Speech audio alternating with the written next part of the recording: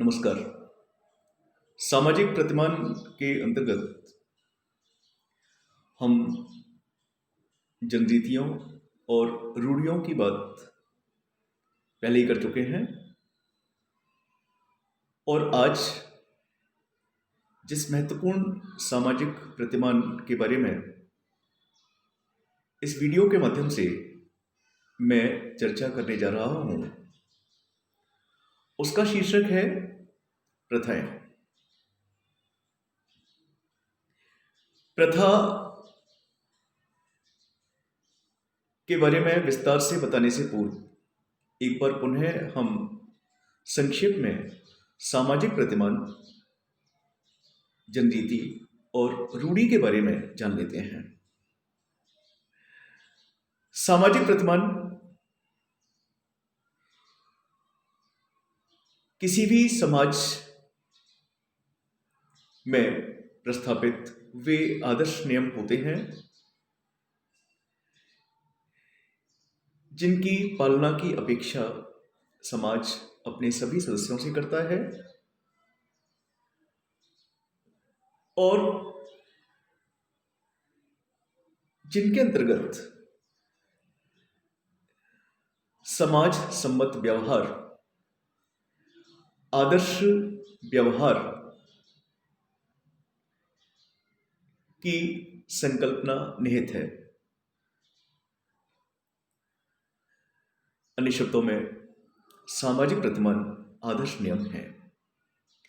वे आदर्श नियम जो किसी समाज में पाए जाते हैं, जिनके साथ समाज की मान्यता जुड़ी होती है और जिनके पालन किए जाने की अपेक्षा समाज अपने सभी सदस्यों से करता है।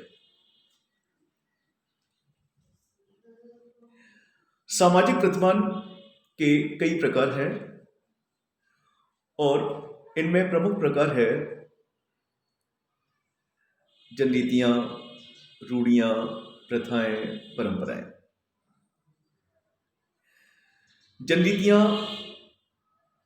किसी समय विशेष के अंतर्गत किसी समुदाय विशेष के सदस्यों द्वारा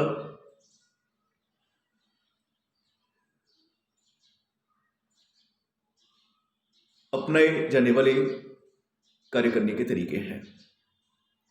कार्य करने के, व्यवहार करने के, उठने के, बैठने के, आने के, जाने के, पढ़ने के, लिखने के तरीके हैं।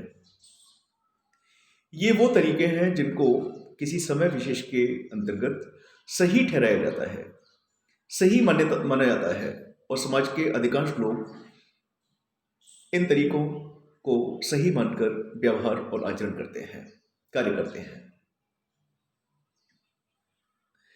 जनरीतियां परिवर्तनशील होती हैं। हर समुदाय की अलग अलग जनरीतियां होती हैं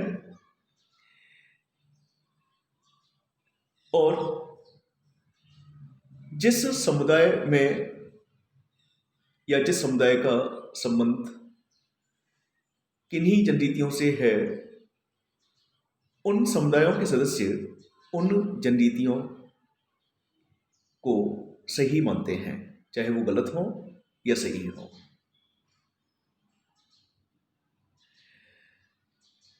अगर हम उठने की बात करें तो उठने के बारे में, सुबह उठने के बारे में सामान्य जनरीति यह है कि सुबह जल्दी उठना चाहिए। सभी को विश्वास है कि सूर्योदय से पहले उठना चाहिए, सुबह जल्दी उठना चाहिए और रात को जल्दी सोना चाहिए। एक कहावत भी है, early to bed and early to rise makes a man healthy, wealthy and wise. एक ऐसा व्यक्ति जो सुबह जल्दी उठता है, रात को जल्दी बिस्तर पर सोने के लिए जाता है,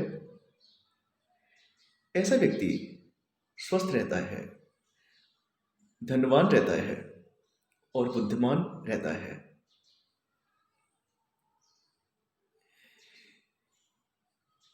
ये जनरीति की बात है। लेकिन कुछ समाजों में,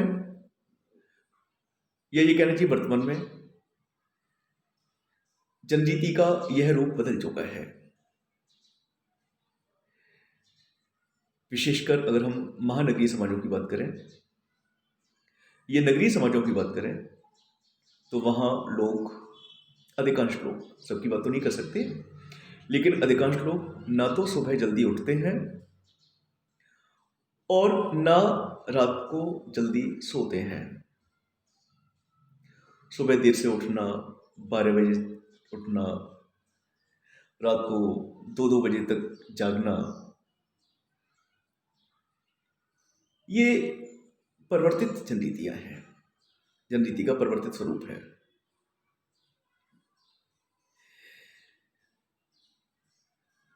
जनरीति के बाद में सामाजिक प्रतिमान का दूसरा प्रकार है रूढ़ियाँ। जब किसी जनरीति को किसी समाज के कल्याण के लिए आवश्यक मान लिया जाता है, अर्थात जब किसी जनरीति में लोक कल्याण की भावना निहित हो जाती है, लोक कल्याण का तत्व निहित हो जाता है, तो वो जनरीति रूढ़ी बन जाती है।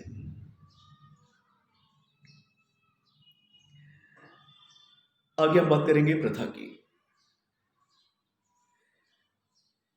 जब किसी रूढ़ी का हस्तांतरण लगातार पीढ़ी दर पीढ़ी लंबे समय तक होता रहता है, तो वो रूढ़ियाँ प्रथा बन जाती हैं। कहने का तात्पर्य है कि प्रथाएं भी प्रारंभ में जनरीतियाँ ही होती हैं, प्रथा प्रारंभ में जनरीतियाँ होती हैं।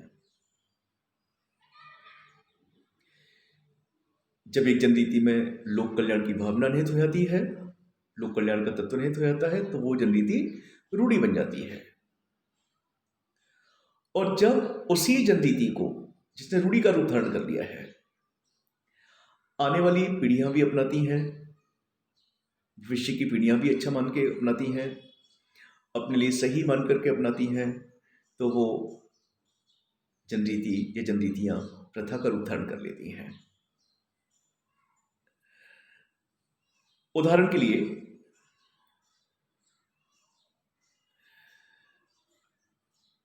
पर्दा प्रथा, इसका उदाहरण मैं पिछले वीडियो में भी दे चुका हूं। जिसे हम आज पर्दा प्रथा कहते हैं, उसकी शुरुआत बहुत पहले मुगलों के आने के बाद एक जनरीति के रूप में अपनाया गया था। युवा महिलाओं के लिए पर्दा करना, पर्दे से अपने मुंह को ढकना, ये जनरीति प्रचलित हुई। इसके पीछे कारण ये था कि भारतीय महिलाओं पर मुस्लिम आक्रांताओं, उनके साथियों, उनके सहयोगियों, उनकी सेना के लोगों की गलत नजरें हुआ करती थी। भारतीय महिला अपने आप को असुरक्षित महसूस करती थी।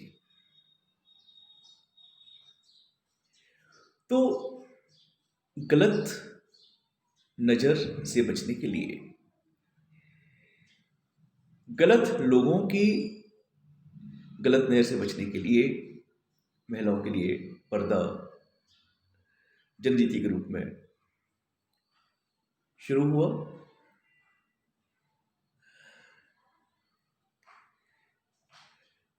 सभी महिलाएं पर्दा करने लगी और इस जनरीति के चलन के बाद एक बहुत बड़ा परिवर्तन देखने को मिला। ये परिवर्तन था महिलाओं की सुरक्षा से जुड़ा हुआ, अर्थात पर्दा करने के बाद महिलाएं अपने आप को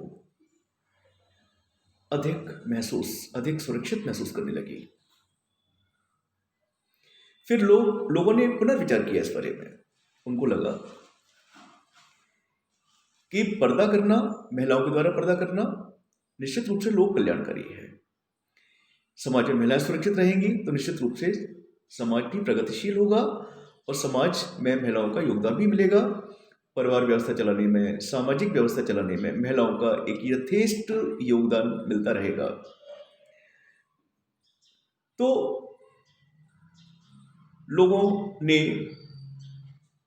पर्दा जनरीति को लोक कल्याणकारी माना, लोक कल्याण के लिए आवश्यक माना, महिलाओं की सुरक्षा के लिए आवश्यक माना और इस प्रकार पर्दा नामक जनरीति रूढ़ी बन गई।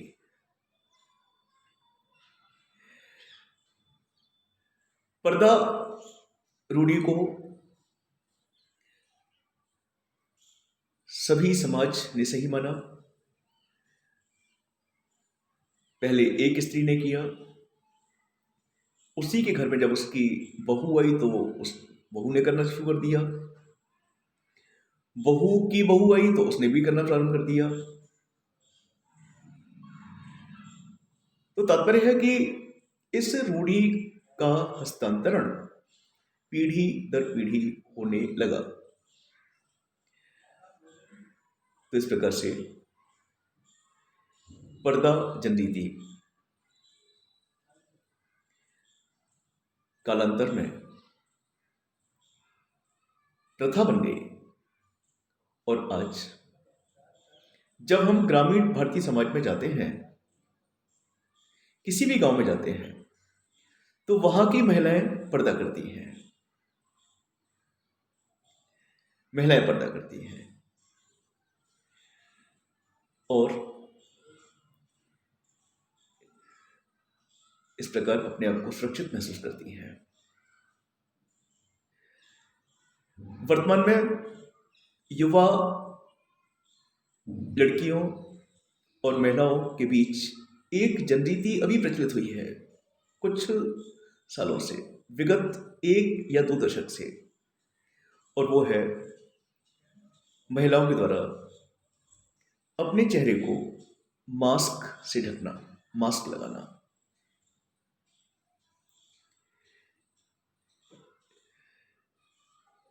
ये जनरीति है। निश्चित रूप से ऐसी लड़कियां जो मास्क से अपने चेहरे को ढक के रहती हैं, आती हैं, जाती हैं, तो उनके साथ प्रायः अशोभनीय घटनाएं नहीं होती, क्योंकि मास्क के कारण आवारा तत्व न तो उनके चेहरे को देख पाते हैं, न उनको पहचान पाते हैं और न किसी प्रकार की कोई भद्दी टिप्पणी कर पाते हैं। तो ये जनरीति भी पर्दा से जुड़ी हुई है, इसलिए मैंने इसका जिक्र किया यहाँ पर। तो मुझे उम्मीद है कि ये मेरा व्याख्यान जो प्रथा पर प्रमुख रूप से है, समाजशास्त्र के विद्यार्थियों के लिए बहुत उपयोगी सिद्ध होगा। धन्यवाद।